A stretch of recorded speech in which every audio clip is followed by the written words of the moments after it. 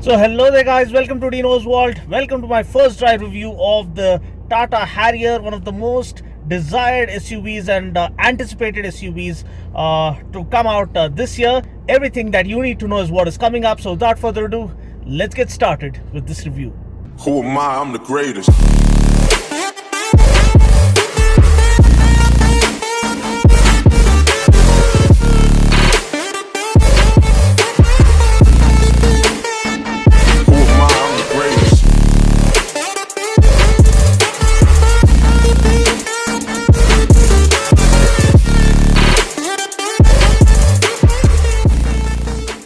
First of all, a huge shout out to Orange Tata for allowing me to review this car for you guys. You can call the number appearing on the screen to know the exact on-road price, the booking details, etc. The Tata Harrier first premiered as the H5X concept at the 2018 Auto Expo, and ever since the hype has been building up with everyone talking about this much awaited radical looking SUV from Tata. Now what makes it really special is that though it's been nearly a decade since Tata acquired Jaguar Land Rover, it's for the first time that we see a proper collaboration of sorts happening here with the Harrier.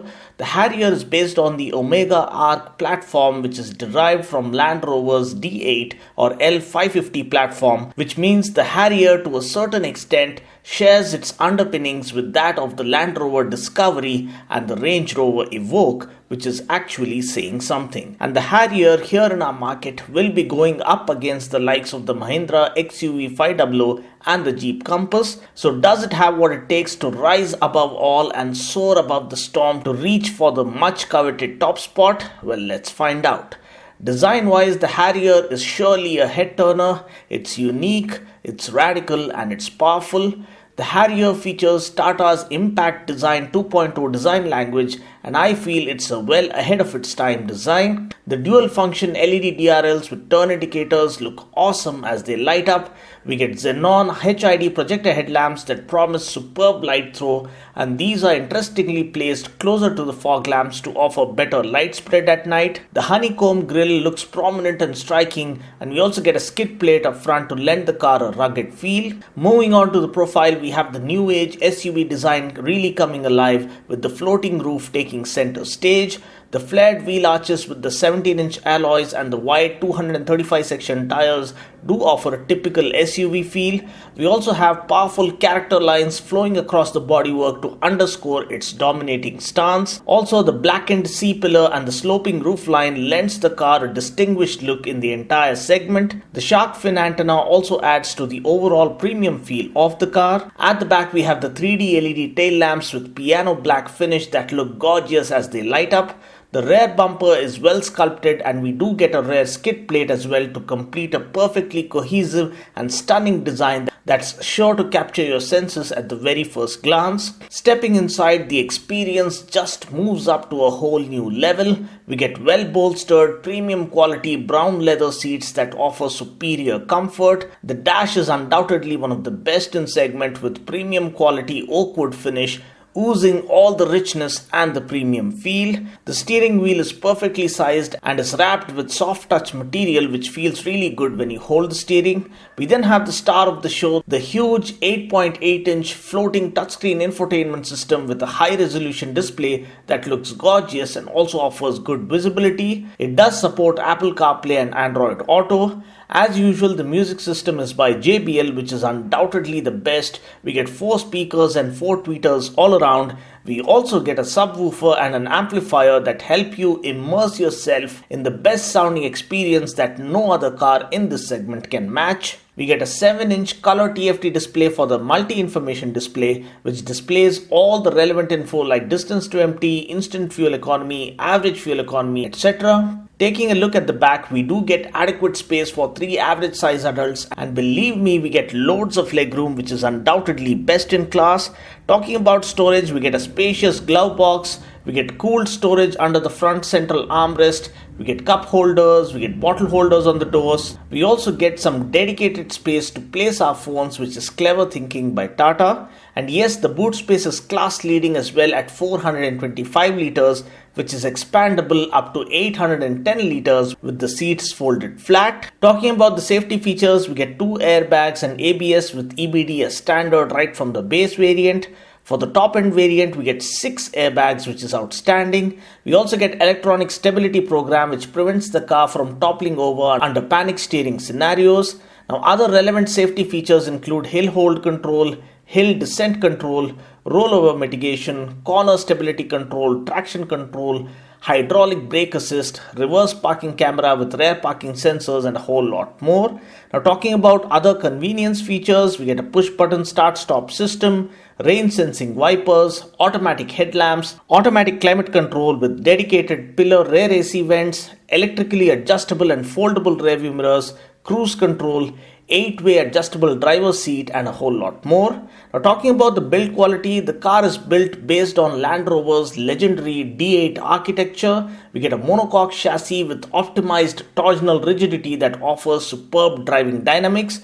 The chassis structure is made up of advanced high-strength steel and tailor-welded blanks for superb durability and reduced weight. We also get auxiliary isolation panels to reduce the overall NVH levels. Now, please note that though the car is built on the same platform as that of the Land Rover Discovery, we get independent suspension only up front, whereas at the rear we get semi-independent suspension. Whatever it is, I'd like to say that the monocoque chassis along with the suspension setup in this car offer the best-in-class ride quality and outstanding driving dynamics. And another thing to note here is that the steering isn't electrically assisted. We instead get a hydraulic power steering to help keep the costs low.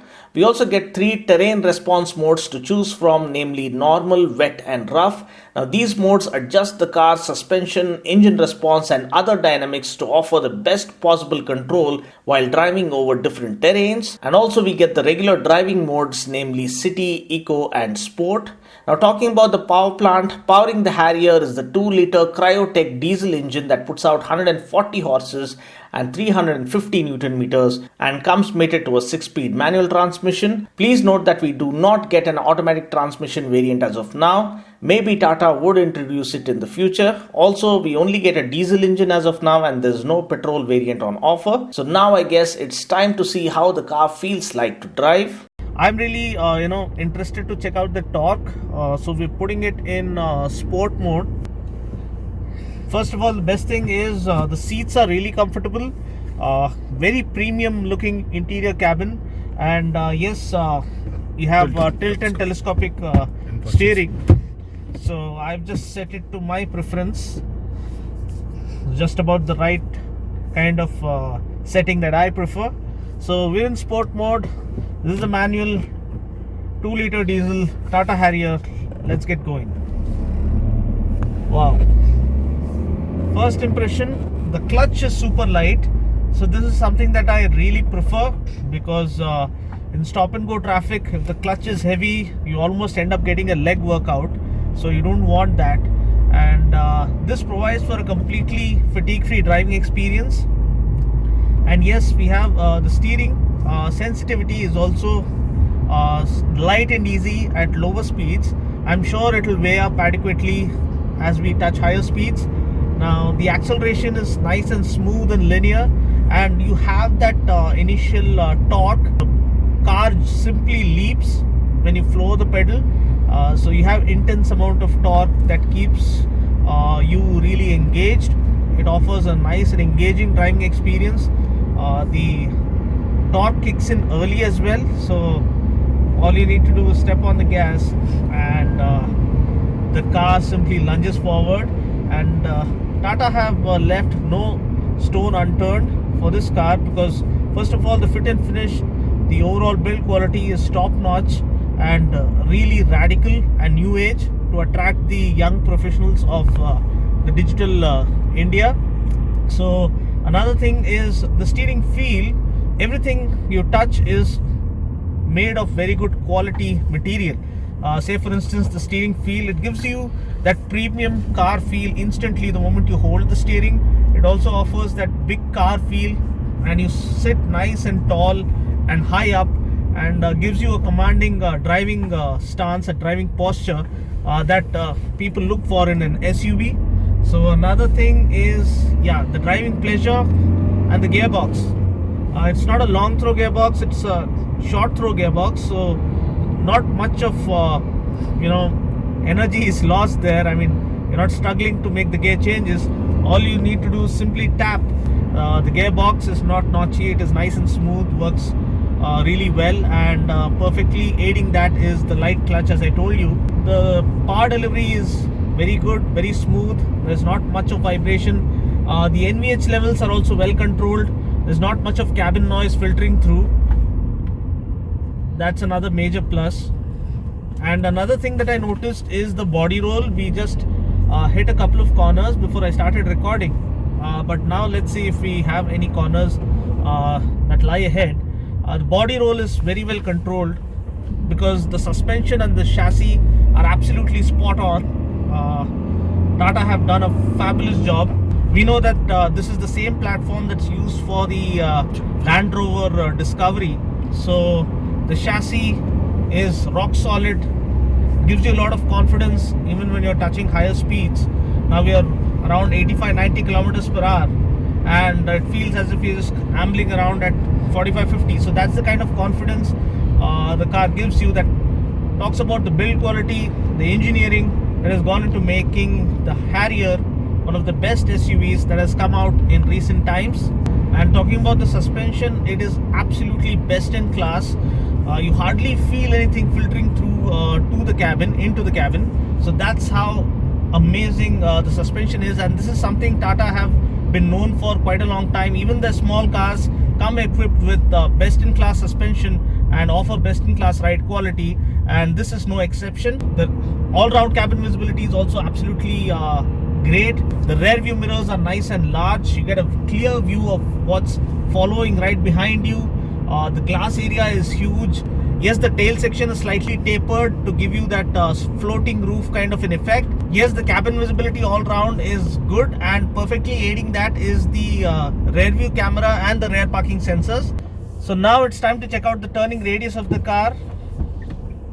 So we have a narrow turn here. Can we make it in one go? I believe yes.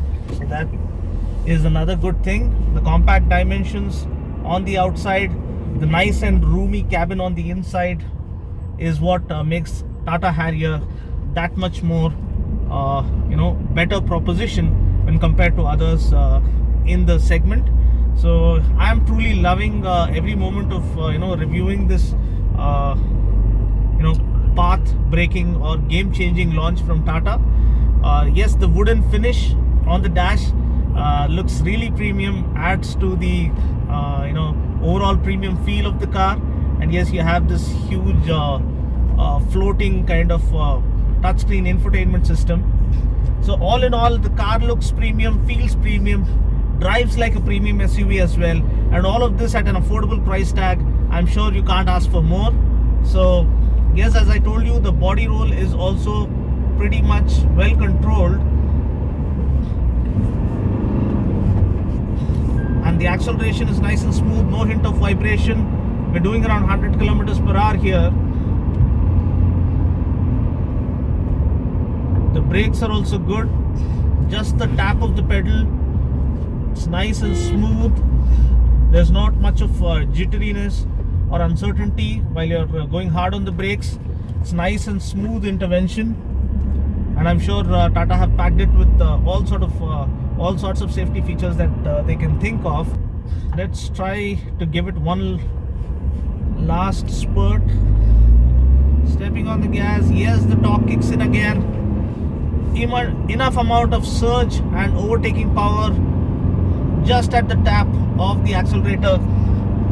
The car literally flies the moment you floor the pedal. There's just a little bit of engine noise that's audible, but I'm sure it'll pass off as character, the sporty nature of the car.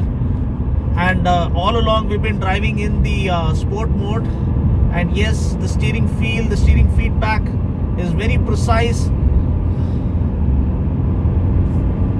We're tackling a curve here, and you can see the car holds the line flawlessly even at around 120 kilometers per hour, and that's the kind of confidence this car gives you.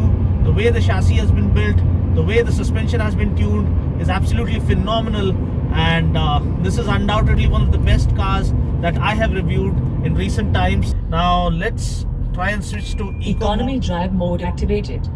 Yeah, so we have a wonderful lady telling us that we have activated the economy mode. So let's see how the throttle response or the accelerator responds in the economy mode. Yes, rightly so. We don't have that sprightly nature. The power has been toned down. The way the power is delivered is a lot more smoother and without any rush of power, and understandably so, because we have to optimize every drop of fuel. So this is for those who want to, you know, make the most of the fuel economy, but for people like me, Sport drive mode activated. we're not much into this economy kind of a thing. We don't mind spending the extra buck for this kind of intense feel.